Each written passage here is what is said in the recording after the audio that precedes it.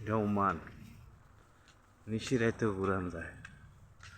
আমাদের দেশে হইলে এরকম নিশিরাইতে ঘুরতে হইলে কত কফিও দেওয়া লাগতো। আজকে ওমানের স্বাধীনতা দিবস।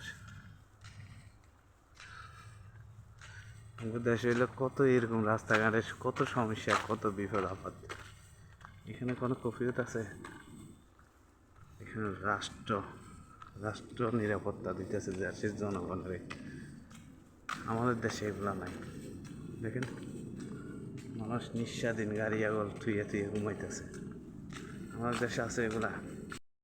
এখন ওমানে 3:30 বাজে। আজকে স্বাধীনতা দিবস। আনন্দ ফুর্তি করছে, কতক্ষণ খালাস।